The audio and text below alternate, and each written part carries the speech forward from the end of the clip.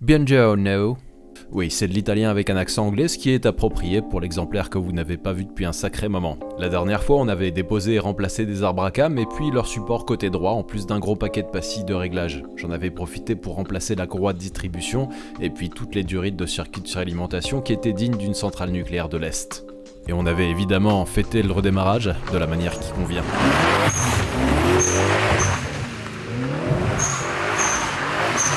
Après ça, je suis allé au contrôle technique et on a découvert des trucs. Des trucs qui ne font que confirmer le caractère complaisant du dernier contrôle technique que le vendeur avait passé.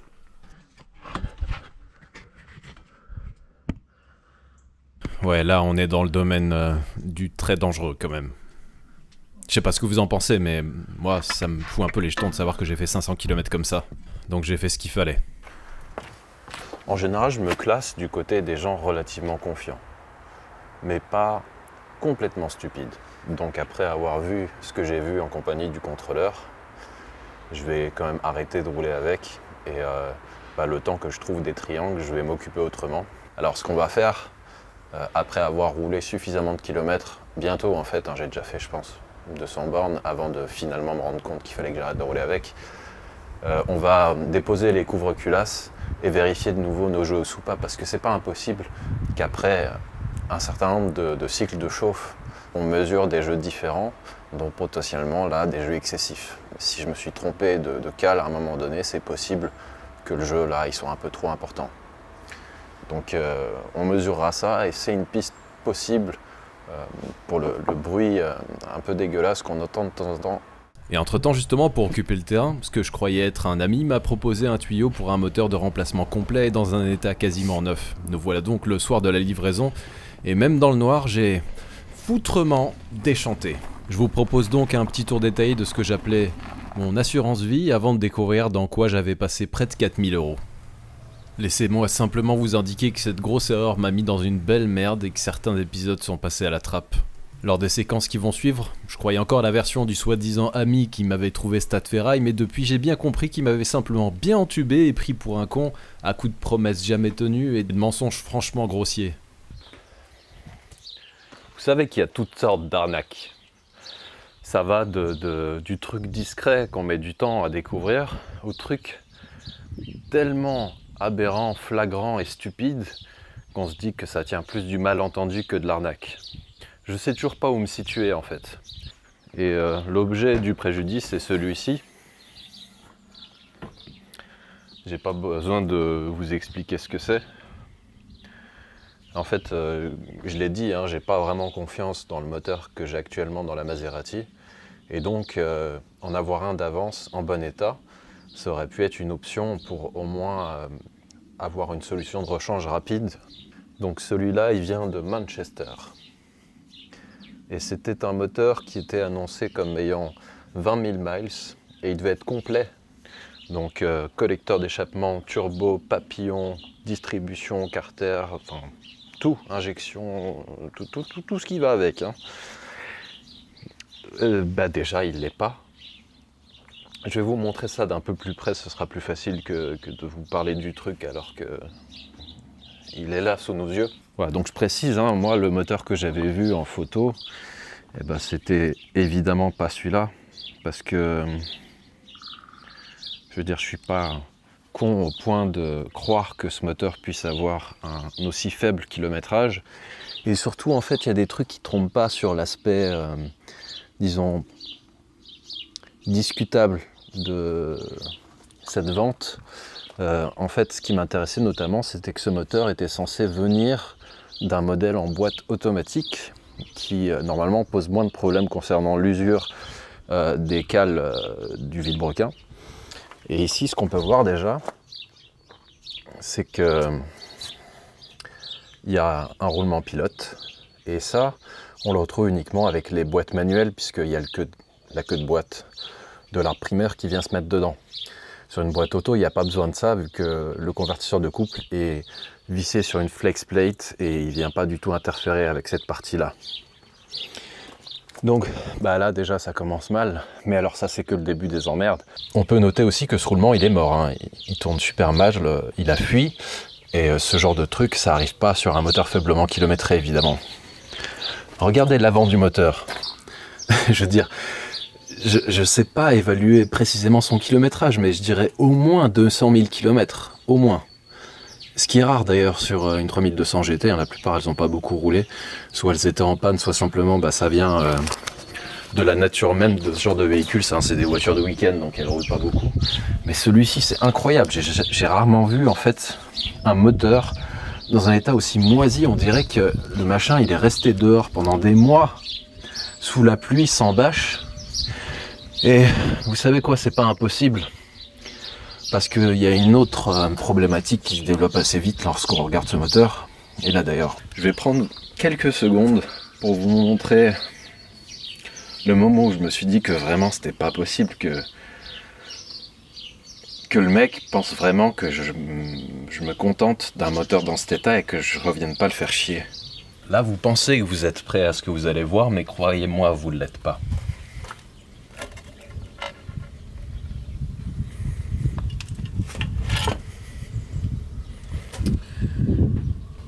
C'est pas une illusion d'optique, hein. Voilà l'huile de ce moteur. Je pourrais la mettre dans un pot de mayonnaise et ça choquerait personne. C'est pas juste l'huile céramique blanche, hein, c'est de l'huile avec de l'eau dedans. Un désastre. Et ça s'arrête pas là, parce qu'on pourrait se dire, bon, à la limite, le moteur, il est resté dehors, il a pris un peu de l'eau, mais c'est essentiellement de l'aluminium, donc c'est peut-être pas si grave que ça. Vous voyez là, les cales de poussoir, et elles sont toutes défoncées quasiment. J'ai pas envie de refaire le même travail sur ce moteur, qui est manifestement sur la fin. Je veux dire, regardez, même les injecteurs ont rouillé, quoi. Alors dans l'eau, attention, ils ont été grands princes. Ils ont absolument tenu à me laisser une boîte automatique qui ne met donc d'aucune utilité et un différentiel qui va avec cette boîte auto et qui donc pareil ne me sert à rien puisqu'il n'a pas le même rapport que ceux des boîtes manuelles. Et le plus marrant dans le lot, c'est que cette boîte automatique, l'huile qui en est sortie, elle n'est pas du tout blanche comme ça, par contre elle est noire comme celle d'un vieux diesel dégueulasse. Donc on se situe aujourd'hui près de 6 mois après cette fâcheuse découverte, et cette histoire n'est toujours pas réglée, et je crois bien que c'est la première fois que j'ai affaire à autant de trous du cul autour d'une voiture que j'achète. Entre les mecs qui cachent leurs cadavres et ceux qui essayent de les refiler, il y a de quoi être dégoûté d'un modèle déjà bien fourni en capacité d'emmerde. Bon après évidemment, si ça avait été moi qui avait été chercher ce moteur, jamais je l'aurais pris. J'espère surtout qu'il va pouvoir retourner là d'où il vient, parce que là je me suis bien fait enfler. Mais malgré tout, on va aller de l'avant pour s'occuper du cadavre précédent. Bon, ce garage-là, il est plus vraiment fait pour faire de la mécanique, mais je vais essayer de m'aménager quelque chose qui me permettra au moins de démonter les triangles. Putain, on voit rien. Je vais rajouter de la lumière et ça devrait déjà aller un peu mieux. Bon, ça c'est que le début. Il n'est pas immense ce garage, donc j'ai dû coller la voiture au maximum au fond. Ça devrait le faire. Bon allez, on s'y met. Je sens juste qu'à l'avant ça va être pénible et qu'à l'arrière ça va être un enfer. Je me rends compte que d'habitude vous n'avez jamais les éléments qui vous permettent de savoir quel temps s'est écoulé entre le début et la fin des opérations, donc je vous dis, il est 17h17.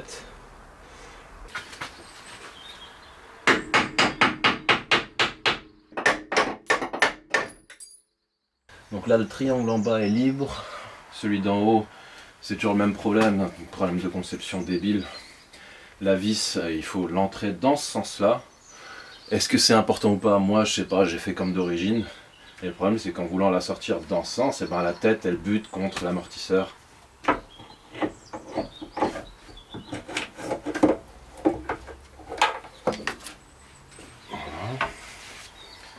Et là,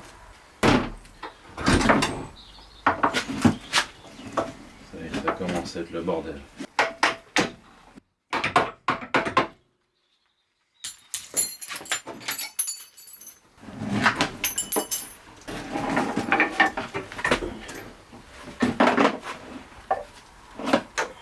Déjà, notre triangle supérieur, est-ce qu'il est fissuré? Non. il peut éventuellement rester en place. Mais dans l'absolu, j'aimerais bien, même s'il n'est pas fissuré, le faire souder pour simplement solidifier le montage, parce que visiblement il y a un problème d'assemblage, de conception, d'usinage, de, je sais pas, moulage. Ça, c'était la vis du capteur ABS qui casse. C'est génial. Et en plus de la vis cassée, elle avait vraiment pas du tout envie de sortir de là où il était. Je crois que ça sort là.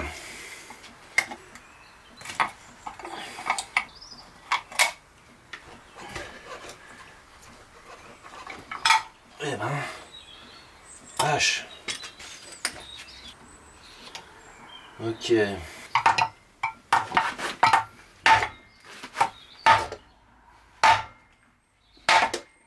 Finalement, ça s'est pas trop mal passé.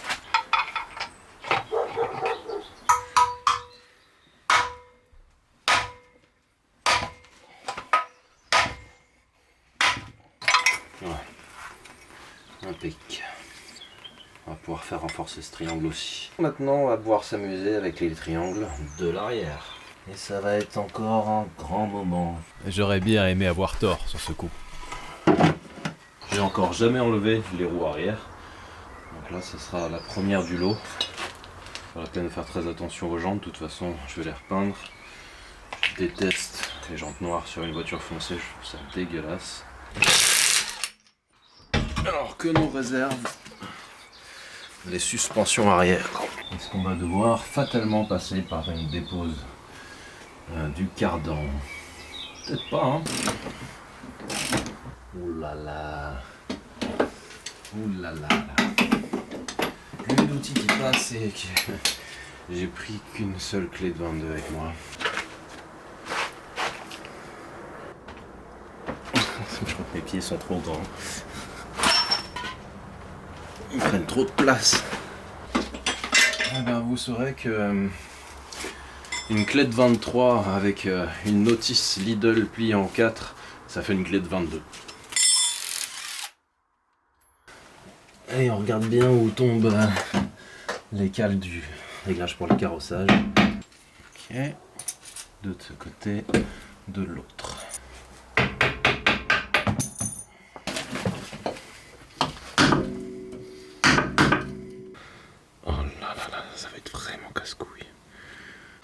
Ça, c'est du montage bien tordu.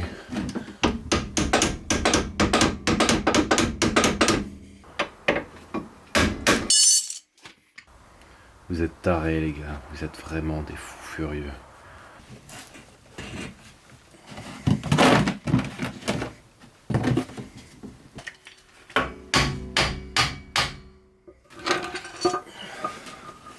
Le truc qui me semble bizarre, c'est que la vis, elle tape contre le longeron, là. Incroyable.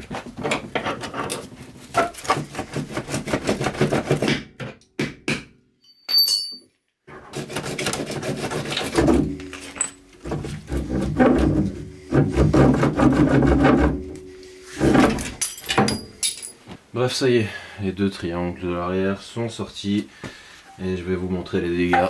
Donc je vous présente le triangle supérieur et ça c'est pas normal, ça non plus, mais alors ça ouais, la vache qui s'est ouvert, j'espère que ça va être soudable. Hein. Et donc l'autre triangle, il a rien mais j'aimerais bien le faire renforcer quand même. Bon, toi tu perds rien pour attendre, hein. Je reviendrai finir ce que j'ai commencé. Et crois-moi que tu vas drifter, tu vas manger sévère pour satisfaire ma petite vengeance. Ah oui, tu vas déguster, cher Maserati. Ah oui. Cet outil fonctionne quasiment jamais, mais comme le triangle est ouvert en deux, là j'ai quand même bon espoir que ça puisse sortir.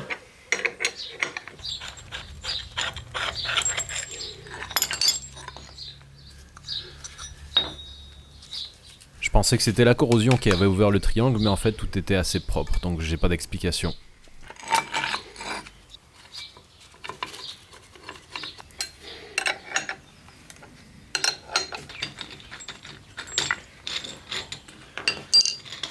Voilà. Allez. presque trop facile. Bon, l'ancien soufflet, autant vous dire que bon. Et la rotule a pas de jeu, faudrait juste que je la recharge un peu en graisse, ce que je vais faire tout de suite. Et un soufflet remplacé avec succès. Je commence à devenir pas trop mauvais sur la mise en place des circlips. C'est le genre de truc un peu prise de tête quand même, je trouve. Je me suis occupé de retirer tous les cylindres en bloc des fixations qui étaient fissurés et les autres je les ai laissés pour la personne qui m'a fait les soudures, mais apparemment ça a été très compliqué de les retirer. Ça fait un bon bout de temps maintenant que ces triangles sont déjà ressoudés, mais pas prêts à être remontés sur la voiture évidemment, puisqu'il manque des choses, et que clairement, ceux-là, ils ont quand même sérieusement ramassé dans la tronche, parce qu'ils ont été démontés au chalumeau. Et donc, aujourd'hui, j'ai enfin reçu les pièces qui vont potentiellement débloquer la situation. C'est compliqué de les avoir. J'ai dû passer par Craig, qui est en contact en Angleterre, pour pouvoir me les procurer. On va pouvoir remonter tout ça sur la voiture et découvrir qu'elle est en train de s'auto-détruire probablement. Parce que mécaniquement, j'ai simplement pas pu l'éprouver comme je voulais, étant donné que je ne pouvais plus rouler avec. Donc finalement, c'était peut-être mieux qu'elle reste en panne. Sans roue, sans triangle. Bon, je dois admettre que j'ai peu d'expérience pour le montage de ces cylindres en bloc. Mais d'après ce que j'ai compris, c'est souvent plus facile de monter ça que ceux d'origine. Si ça avait été ceux d'origine, j'aurais même pas essayé de faire ce que je vais faire ici avec, sans presse. Là, c'est la dernière bague à monter. Et après, j'ai juste la partie polyuréthane à assembler dedans. Et ça, c'est vraiment la partie facile. Là, c'est le seul moment où ça peut merder. D'ailleurs, sur un des autres triangles, ça a manifestement un peu trop forcé et ça a refissuré à cet endroit, et c'est pour ça que j'ai pas remonté le cylindre bloc dedans. C'est parce que j'aimerais bien qu'il me fasse une retouche à cet endroit. Donc voilà, j'ai développé ma petite méthode maintenant pour moins galérer et puis moins forcer sur les pièces. Déjà, ce qui peut être bien, c'est de nettoyer les portées uniquement dans le sens de l'assemblage, évidemment, sinon ça facilite pas les choses. Et après, on chauffe. Et pendant ce temps, en haut, j'ai mis les bagues, la bague restante dans le congélateur. J'ai fait ça pour toutes les autres à chaque fois. Et normalement, étant donné que l'acier froid se rétracte et l'acier chaud se dilate, ça nous laisse plus de place pour l'assemblage. Je vais aller chercher la bague pendant que ça continue à chauffer lentement. Voilà, je l'ai. Donc là, elle est bien froide. Clairement, ça facilite les choses. La graisse silicone fournie avec. Faut aller vite que la température remonte pas trop. Ici on peut stopper. Pareil, on va mettre un peu de graisse dedans. C'est chaud évidemment. Et assemblage dans ce sens-là. Jusqu'à maintenant, j'ai pas fait a priori de conneries en les mettant à l'envers. Là, faut aller assez vite.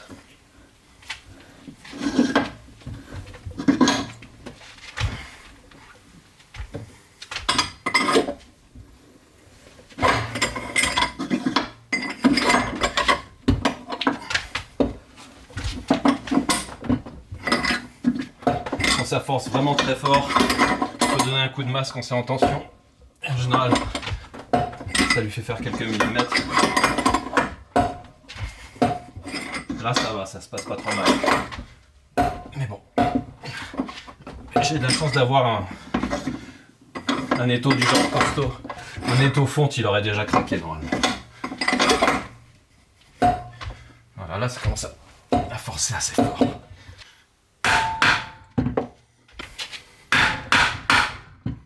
Je suis pas prêt de les redémonter, par contre, ça c'est clair. Donc on va vraiment prier que j'ai pas fait d'erreur. Je me serais pas encore rendu compte. On y est, je pense. On n'ira pas plus loin. Ok, c'est bon, pas de fissure. On peut terminer le remontage, donc je vais pas toucher à celui-là pour l'instant, c'est chaud. Voilà, ça va s'est refroidi, c'est bon.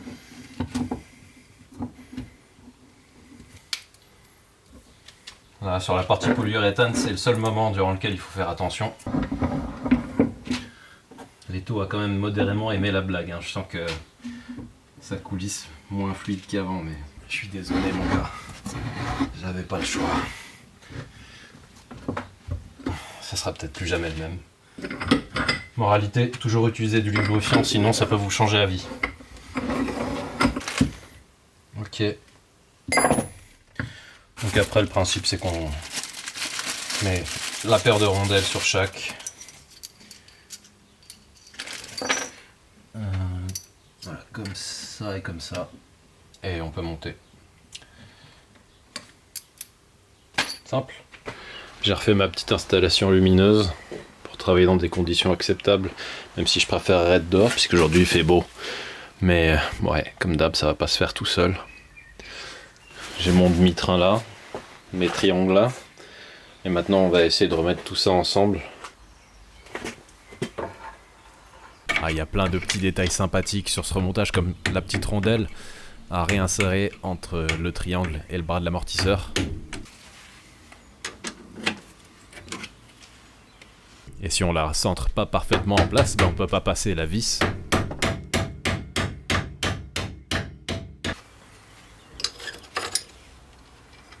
Bah comme d'habitude, ça est absolument horrible de remettre les cales de réglage de ce système antidiluvien. Ouais, je parle encore une fois de ces fameuses cales qui permettent de régler la chasse et qui s'intercalent entre le scie en bloc et la fixation du triangle qui permettent de l'avancer plus ou moins. On va essayer de remettre fusée moyeu.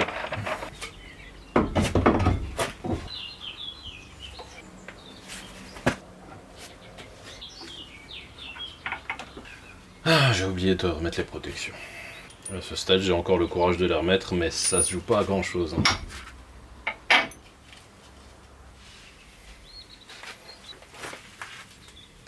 Eh ben moi je vous dis, heureusement que celui à l'arrière n'est pas prêt à être monté parce que j'aurais pas eu la foi aujourd'hui, je crois. Bon bah voilà, c'est fait, mais ça a été aussi long que d'habitude.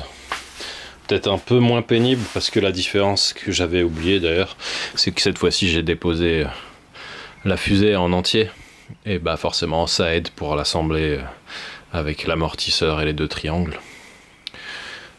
Faudra surtout pas que j'oublie de purger les freins parce que sinon on va avoir un petit problème en descendant du garage.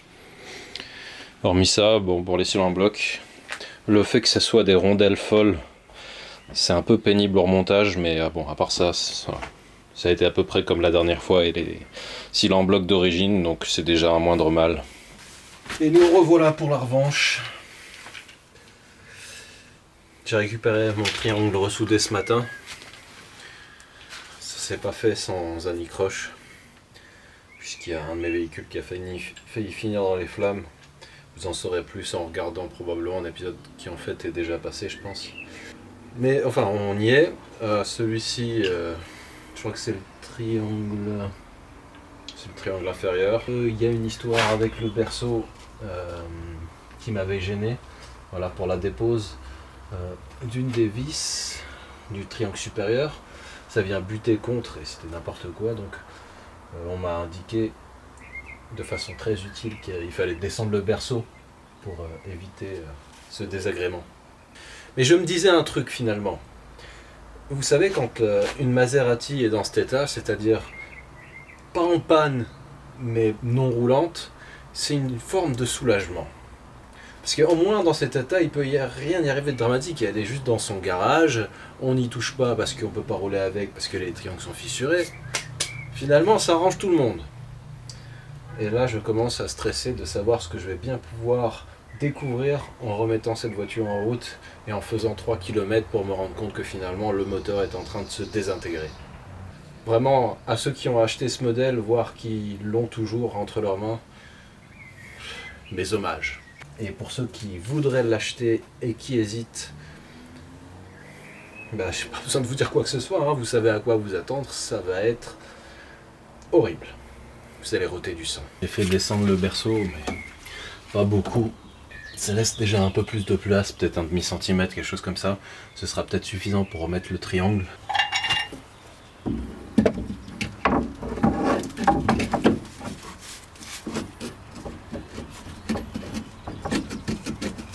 Vous voyez comme ça force en mettant le triangle? Et ben après, il y a encore les cales de réglage à mettre en place.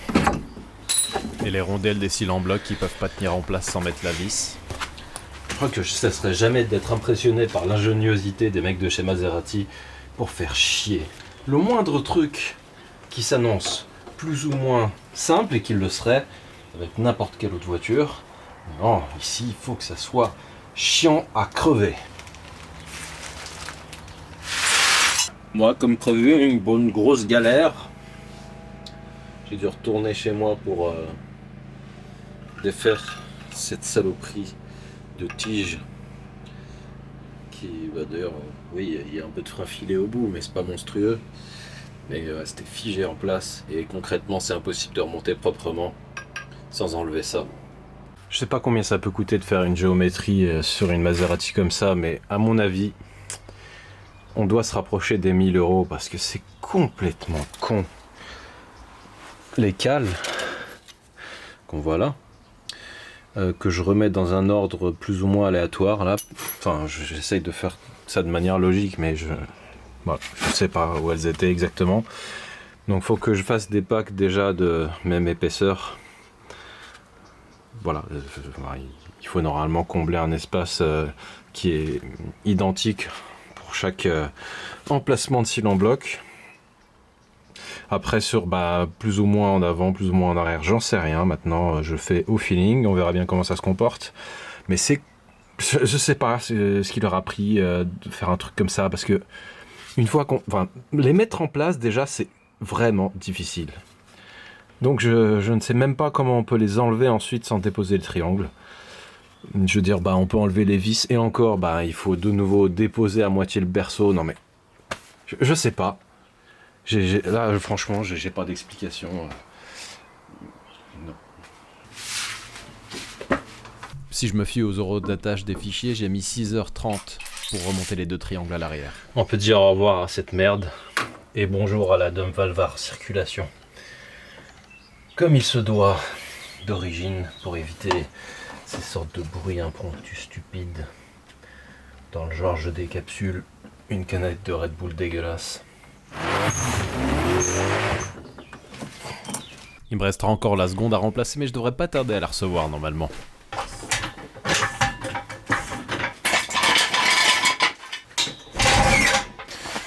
À mon avis, elle va pas démarrer là. Elle est tellement sensible à l'état de la batterie.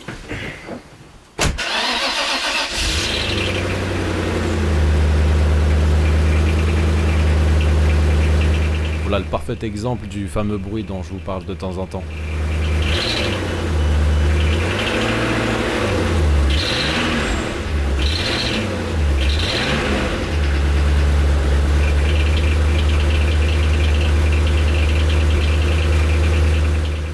Ça semble bien venir de l'équipage mobile des culasses.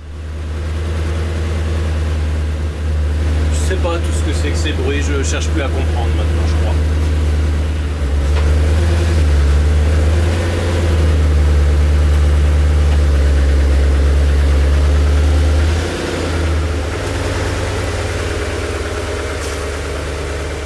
On va dire que c'est la fatigue qui parle, mais de façon plus terre à terre, plus la voiture chauffe et moins on entend le bruit, donc c'est possible que ça puisse venir du jeu aux soupapes. Bon, et allez, on rentre. Ça fait un bout de temps que j'ai pas conduit la voiture et comme d'hab, j'ai pas pris les bonnes chaussures.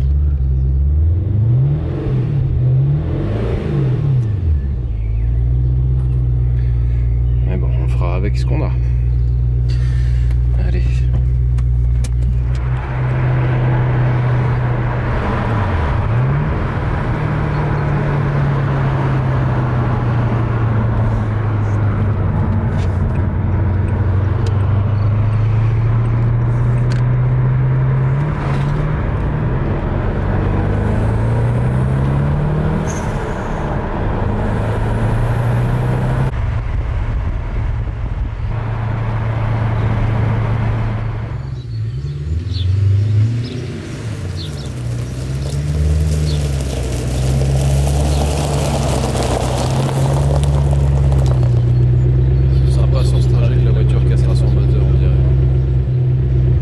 Il fallait donc réaliser un dernier test pour être certain qu'on était sur la bonne voie. Un test évidemment encadré dans des conditions de sécurité idéales.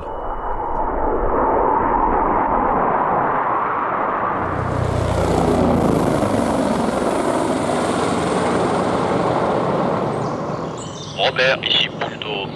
Robert, le parcours est-il dégagé? Demande de confirmation, Robert. Je crois que Robert avait mangé un mauvais cassoulet, il a une urgence. Robert, ici Poulto. Le parcours est-il dégagé? Je répète, le parcours est-il dégagé, Robert? Retour. C'est quoi ce bordel? Vous me faites peur à mes chèvres, cassez-vous là, il n'y a jamais personne ici. Qu'est-ce que c'est que cette connerie là? Robert, ici Poulto. Merci pour la confirmation, on va lancer l'opération. Les conditions étaient enfin réunies pour bien libérer la course des soupapes avant un nouveau contrôle des jeux.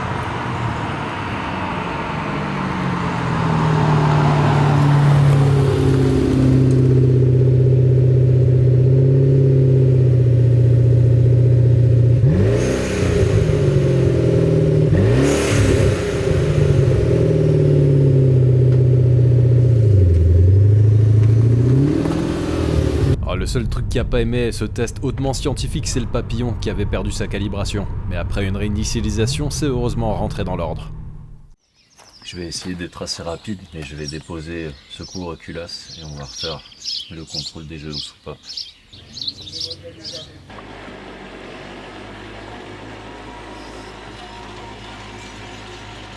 Déjà, elles sont encore toutes en place. C'est une bonne chose. J'ai une piste pour le bruit. C'est possible que ça puisse venir de là. Et ça pourrait impliquer que le calage n'est pas parfait entre les deux arbres. Ou que la chaîne se soit détendue, mais vu les dimensions, ça me paraît assez peu probable. Et je sais que la distribution à faire, vraiment dans les règles, elle est assez compliquée. Et ça nécessite de prendre des mesures angulaires et puis d'avoir un comparateur. Et si ça n'a pas été bien fait lors d'une des dernières distribs, et ben le calage des deux arbres, il n'est pas parfait. Et donc la tension de la chaîne non plus. En fait, les maillons, ils viennent taper contre le guide en plastique. J'ai sorti deux cales ici, une cale de 25 et une cale de 20. La cale de 25 ne doit pas passer. Et la cale de 20, elle, oui. C'est bon. Et c'est bon. Donc là, j'ai mesuré toutes les pastilles à l'admission. Elles sont toutes bonnes. Maintenant, je vais passer à l'échappement. Le jeu doit être entre 0,4 et 0,44 mm. Voilà, j'ai fini de prendre mes mesures. À l'échappement, je suis pas bon. Il y en a que deux qui sont dans les normes. Donc j'ai bien fait de vérifier. Après, bon, ça explique pas forcément le bruit, hein. Mais il va falloir quand même les régler. C'est dommage, là je peux pas le faire. C'est pas que j'ai pas les cales, potentiellement j'ai les bonnes dimensions. Mais j'ai pas l'outil qui permet de le faire sans déposer l'arbre à cam. Et cette fois-ci, j'ai pas très envie de le refaire. Donc, je vais essayer de me procurer l'outil, puis je recommencerai ce que j'ai fait ce matin, savoir si ça m'a pas pris tant de temps que ça. On en est à l'épisode 4, si je dis pas de bêtises. Et pour être franc, j'aurais cru vraiment initialement qu'après 4 épisodes, on n'en serait plus là. Mais je crois que ça traduit bien la problématique de ces voitures. Ça va continuer à être compliqué un moment, j'imagine. Si ça s'arrête un jour de l'être. Je sais pas si je pourrais encore compter sur votre fidélité à ce niveau, parce que ça commence à faire long pour pas grand chose finalement. Parce que si on résume, pendant cet épisode, j'ai remplacé 4 triangles. Et j'ai de nouveau contrôlé mes jeux aux soupapes. J'ai fait un burn-out. Enfin, avec la voiture, pas moi. Et c'est à peu près tout, je crois. Ouais, c'est assez décevant. Comme je vous l'ai dit, c'est la réalité avec ce genre de voiture et cet exemplaire en particulier. Donc je vous dis à la prochaine je pense avec une autre parce que maintenant je vais attendre un outil encore pendant des semaines. Donc, à bientôt. Ciao.